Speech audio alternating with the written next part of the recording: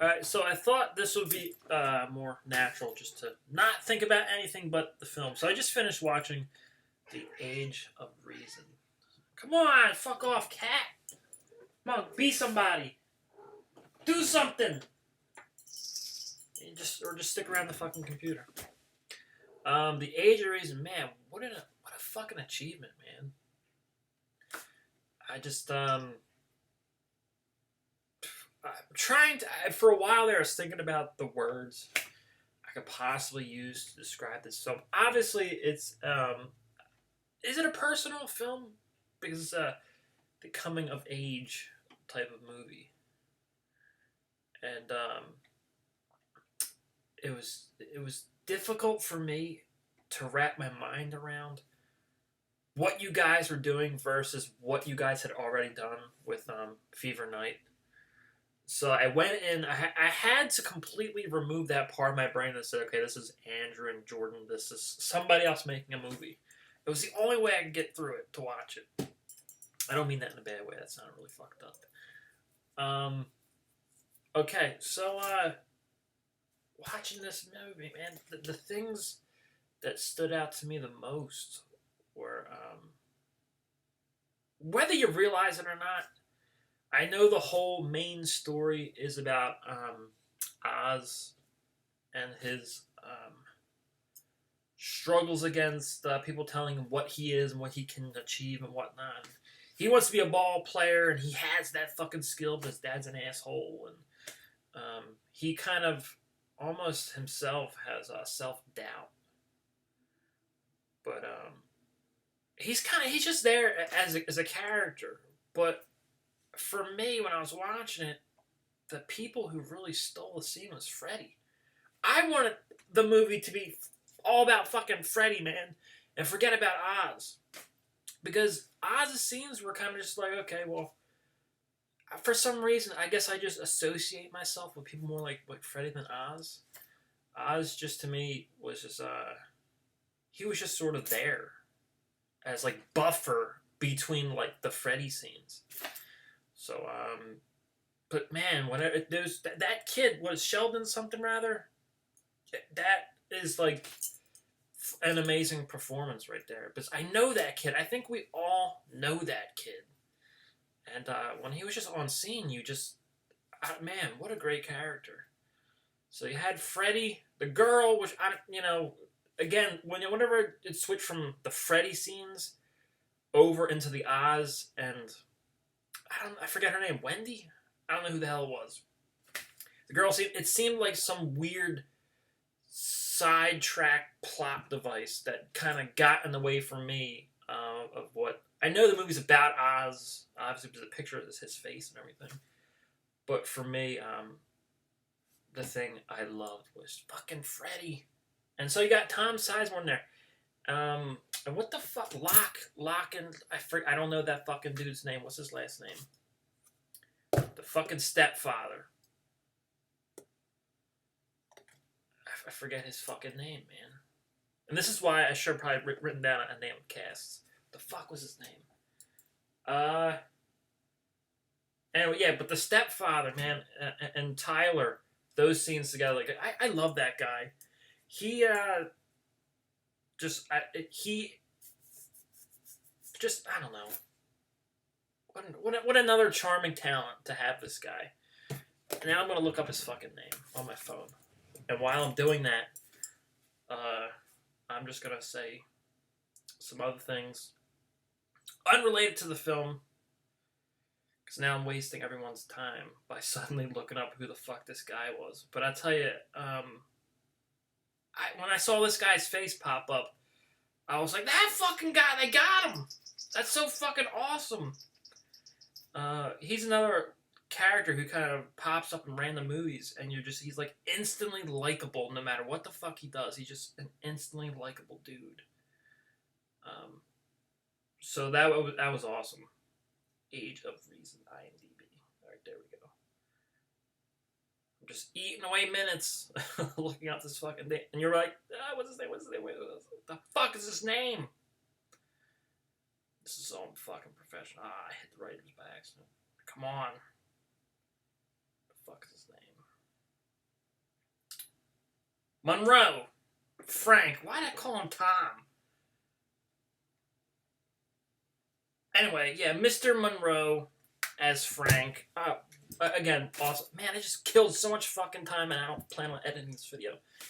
Awesome. That little kid, awesome. Tyler, we just... You have such great lines of dialogue in this movie that are just fucking fantastic. And I almost wished in so many ways that Tom Sizemore character was like the father of Freddy. Because to me it made more sense. Because Oz, again, this fucking Oz character kept on getting in my way. And I wanted to fucking remove him and then just sandwich a big Freddy Tom Sizemore sandwich. And that was the story for me. Tom Sizemore, honestly, it was hard to watch him because it seemed like there was some awkward struggleness to be this character we all know Tom Sizemore is not. So there was some strange vibes from him when you're watching the scene because for some reason, again, this film was very PG-13. There was no cursing in it. And Tom Sizemore was all like, fuck this and fucking fuck. So to see him really restrained like this and this really like passive attitude was so weird to I don't know, to understand. And I wish you just let him loose for a couple of scenes. I'm pretty sure working with him on cast and crew, I'm pretty sure he was a fucking monster. And Tom Sizemore is such a fun fucking character, and all the stuff he plays, he's just so fucking wild. And then you had him for Age of Reason, and he's just a guy who sits on a couch just sort of fucking chilling and, hey, let's all have a fucking family dinner. No, motherfucker, he should be screaming and throwing shit around. Or maybe you guys wanted to like simply not give him a challenging role or something, I don't know. But again, it's like when you see Tom Sizemore and you kind of grew up watching this movie, it's like some strange family thing where when he pops up on screen, it's almost like, hey, there's my Uncle Tom. It's like, hey, it's fucking Tom. What's Tom doing these days? He looks like shit, but I fucking love that guy. So seeing Tom pop up on screen was kind of like bittersweet at times. I'm just like, unleash this fucking beast, man. What else you got going on? Okay. Awesome Freddy stuff. And there was a lot of really, I call it fever night moments. Again, this is so polar opposite of Fever Night. It's like Fever Night was all like hyper stylized and crazy music. Yeah, the music was a nice bridge between both films because it's still, to me, is kind of like your definitive trademark of like Bad People productions. So that was cool. I'm so happy, and the way the movie opened up was so like, yeah, this is Jordan and Andrew's movie with the smashing of the fucking cars and everything. I thought that was so fucking awesome. And I was like, yeah, this is their movie. And you got the music going, and it was very familiar. And then you get into this strange emotional stuff where every 5 minutes there was some emotional scene happening and the piano would swell in, and at some point I was like, if I hear this piano cue one more time, someone's gonna fucking die. So yeah, what the fuck was I talking about? Yeah, so there's weird residues of this other thing, but yeah, being opposites of one another. Whereas I'm gonna do a separate review of Fever Night because I just fucking love that movie. For the record, Fever Night is one of my favorite fucking movies from the independent film scene. I just think it's so fucking original, and I can't praise this film enough. It's everything about this movie. It just, that's Fever Night, but we're talking about Age of Reason. So I have a biased opinion. It's so hard. I actually, when I got done finishing the Age of Reason, I had to pop in Fever Night just to kind of see. I don't know. I had to watch it. I was compelled to watch it again. But that was the question. So I wanted to ask you guys, what created or what shifted the change between something like Fever Night, which is so ballsy to the wall. You got the obscenities, you got the language, you got the fucking nudity and the gore and this crazy psychedelic midnight fucking theater awesomeness playing, like really grungy fucking awesome shit. And then you go, what is like 5 years later, and then suddenly The Age of Reason comes out, and it's like this more restrained. Restrained, is that a word? Restrained, yeah, I guess so. Not a version, but another side of your filmmaking personality. So that's why it's weird, because obviously it's Andrew and it's Jordan.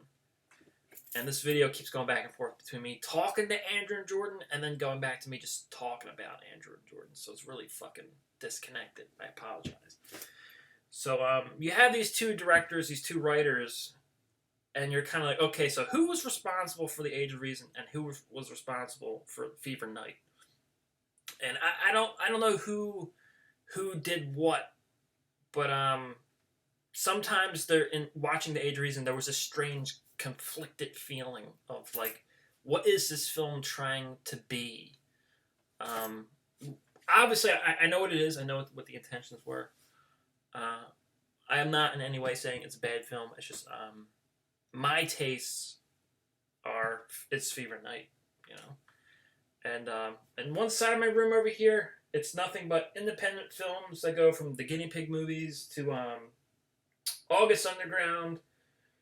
We got a bunch of sick German films. We got just all the independent stuff over here. It's the tower of this stuff.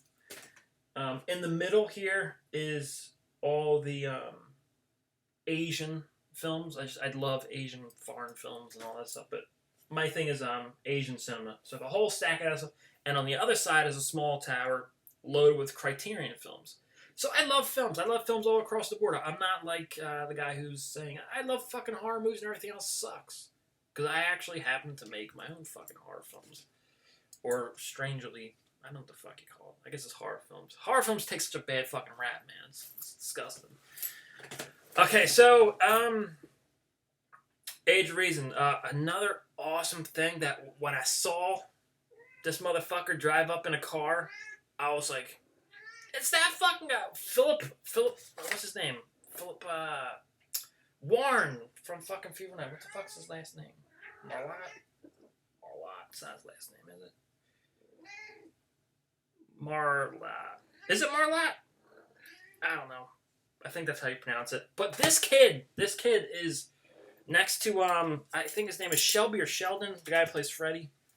These two actors, man, I would love, absolutely fucking love to see them in future Bad People films. If not in other independent films together. Because fucking talents, man. Fucking talents. But seeing Mr. Phillip on screen, man, it to me, again, that's my whole Fever Night thing, where I'm like, it's that fucking guy! He's returned! And I just love the scenes that he's in. I don't know. He breaks through this certain... I don't know. He's just your dude, and I hope that you work with him in the future. I would hope that the next film you make is just all... Can you just make a sequel to Fever Night? I guess it don't work that way, because now you guys are all fucking professional and shit. So I hope that does not kill, like, the indie vibe in you, man. Because I would love to fucking see you make another Fever Night. Age of Reason, though, technically was like a sound film. I mean, you made that polished fucking film. And if that's what we were going for, you know, then fucking well done. I mean, something for the masses. I mean, there you go. People love this stuff. It was cute. It was fun. I love the dialogue as always. It's like it's other like kind of a delight. It's always the music for me. It's always your dialogue. And just your fucked up awesome characters. They're just fun fucking characters. So Age of Reason, I mean, congratulations to everyone involved in the making of this film. It's a fun film. That's my initial thoughts. Man, this is like 15 fucking minutes long. I apologize. So now I'm going to talk about Fever Night. Because I have to. So I hope that... I don't know. All right,